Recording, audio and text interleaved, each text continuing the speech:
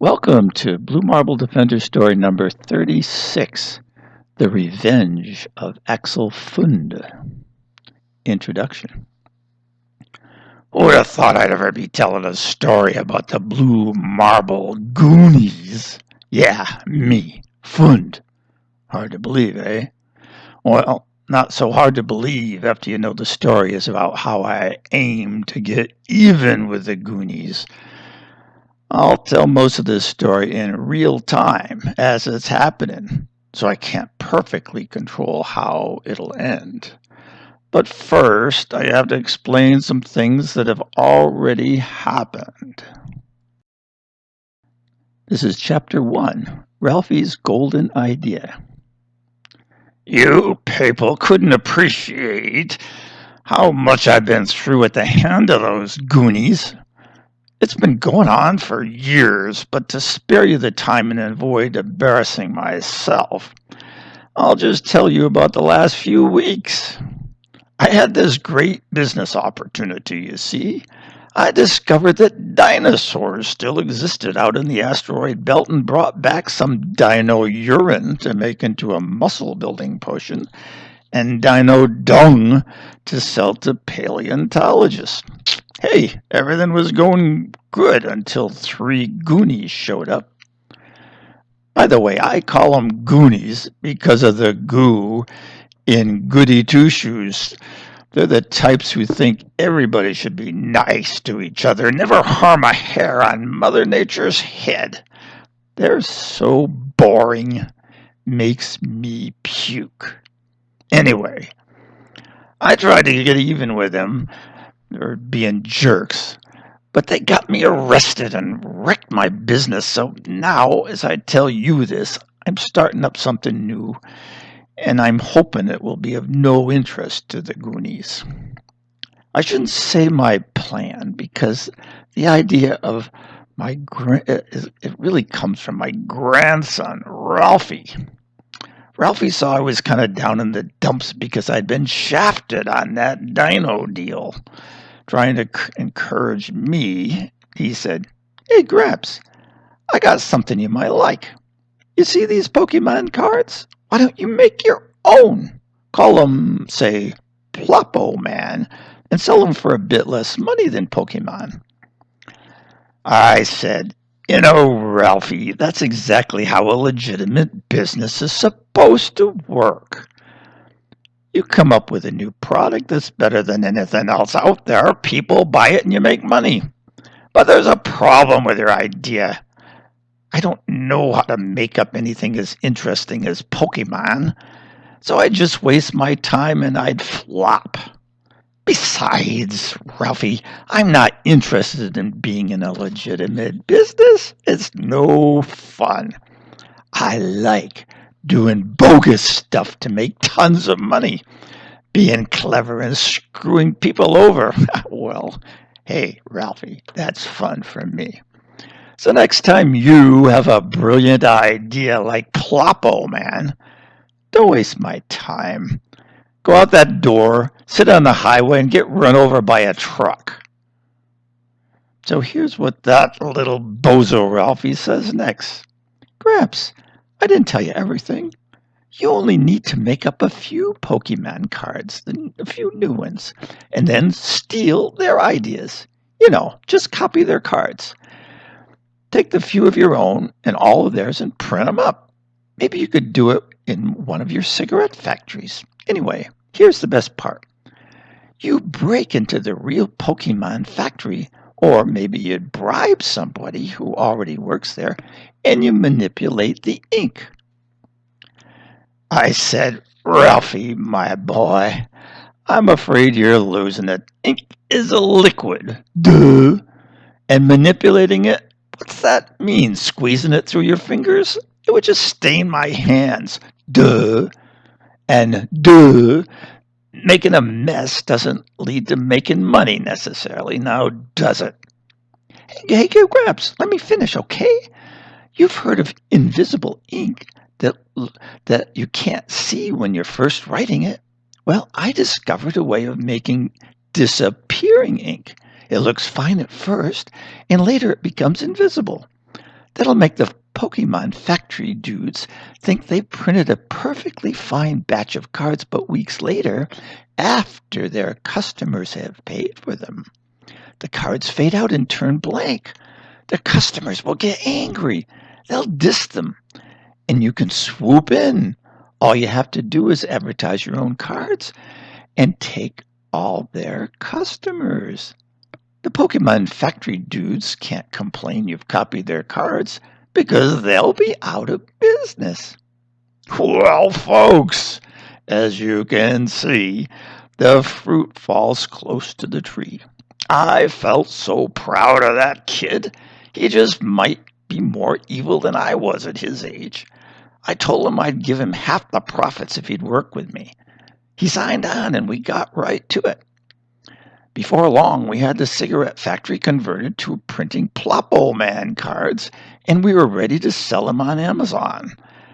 And would you believe this young Ralphie? He gets himself a job sweeping floors at the Pokemon factory and volunteers to work the midnight shift when there aren't so many workers around. And he can throw some of his disappearing ink into the vat some days and not others, just to confuse anybody who tries to figure out what's going on, you see. Well, our plan paid off in no time. First, customer complaints about Pokemon showed up on Amazon, and then newspaper articles followed. Then Amazon declares that Pokemon cards were out of stock. I advertised Ploppo Man big time then, and the money just started rolling in. Everything was just going great. Chapter 2, Busted. Then the Goonies got involved. Ralphie's little scam didn't involve polluting the environment or ETs arriving from Mars or anything like that, so the Goonies should have just stayed in their holes. But bad luck struck. One of the card boxes with disappearing ink was sent to one of the Goonies for a birthday present. That Goonie number 1, brought in the other 2 Goonies. They went to Pokemon, analyzed their manufacturing process, and they discovered the ink problem.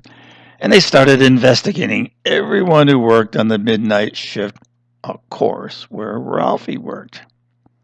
I could see it was going to be the same old thing. Since this was Ralphie's first, shall I call it, adventure, I couldn't let him be busted. It would have demoralized a beautifully budding criminal. So I sprang into action. Besides protecting Ralphie and saving our money-making scam, it was an unexpected opportunity for me to even the score with the Goonies. Ralphie had heard the Goonies were going to be at the factory that evening. I told him to call in sick and said I'd handle it. I didn't want him to have to see the ugly, ugly things I was planning to inflict on the Goonies. I stashed a couple of boxes of what you might call tools into the back seat, attached my big trailer to the car, and drove to the factory just before midnight. Right now, I'm waiting in the parking lot. I'm slumped down in my car so nobody can see me.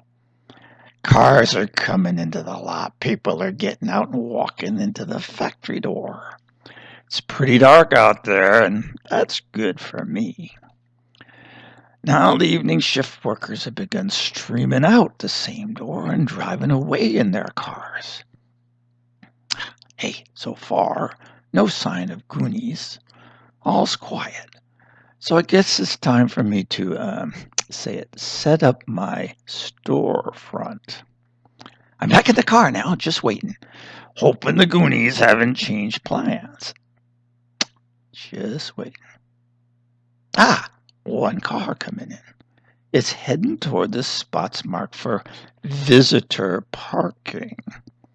I jump out and light up my sign. The 3 Goonies get out of their car and they're headed to the factory. Rats! I need their attention.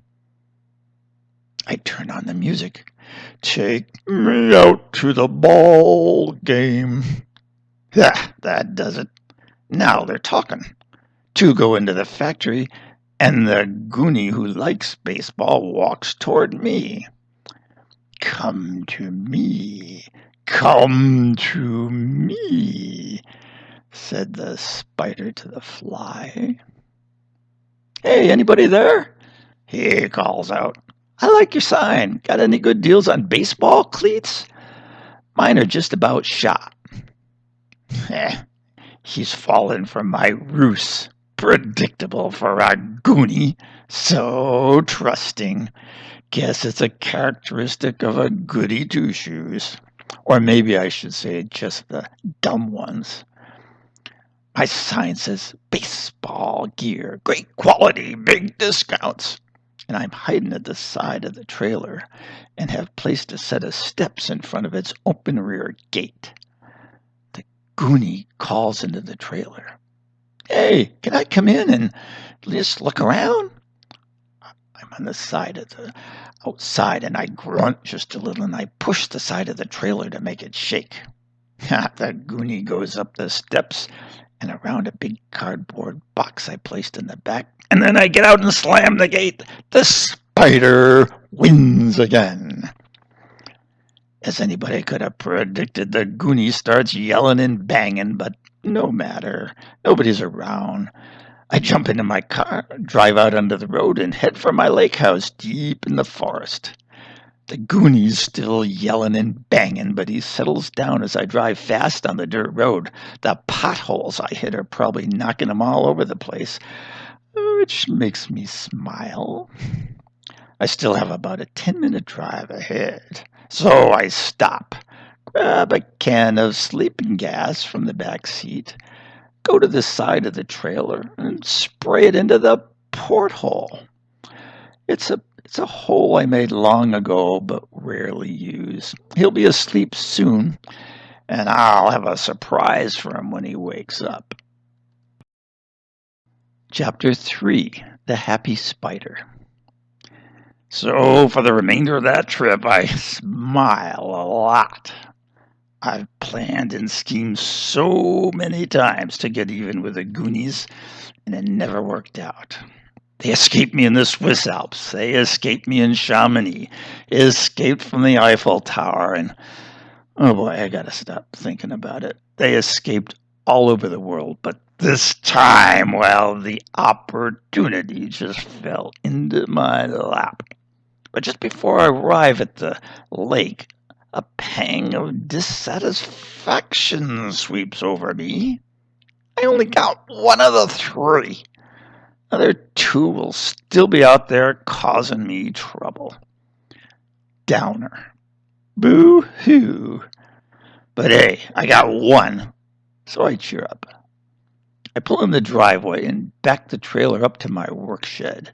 I get out, rap on the side of the trailer, and there's no answer. So I open the shed, make sure my ropes are all there, and then I go open up the trailer. After I let the sleeping gas escape, I drag out that slug of a would-be baseball goonie. And since I have to do all this on my own, I just bounce him down the steps. He won't like all the bruises and bumps when he wakes up, but that'll be the least of his problems. I was going to tie him onto a chair, but it would be too much work, so I just tie him up and leave him on the floor.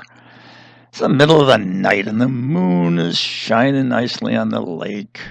So I pull up a comfortable chair, and that way I can both watch the sleeping goonie and watch the moonshine glinting off ripples on the lovely lake. I am so happy. Just thinking about how I can get even with this goonie is more fun than making $1 million. Maybe the first thing I'll do is introduce him to my moth collection. I'm not sure how I'd hold his mouth open, but stuffing him with a dozen Miller moths, well, that'd be fun. Whoa, better yet, ants. my giant anthill over there. Maybe I could simply drag him on top of it and watch him squirm. And the funny thing, anticipation is a delicious thing. Maybe, just maybe I could... What's... Hold on. What's that racket? What? Jeez. There should be a law against helicopters. They're so noisy. And out here in this peaceful place, so late at night, no less. Call the cops. That's what I'll do. Hey, turn off that stupid light. Stupid giant searchlight. This is ridiculous. I am calling the cops. All this is waking up the Goonie. I should have tied him better. He's squirming. No! You can't escape, you jerk. Where'd you get that strength, you twerp? Did you steal a pack of maple muscle? Hey, get off me, you overblown insect. Oh, jerk! You'll get yours. Oh, rats, sirens, and this stupid helicopter and these stupid ropes. 2 minutes ago, everything was so great, and now I'm surrounded by Goonies?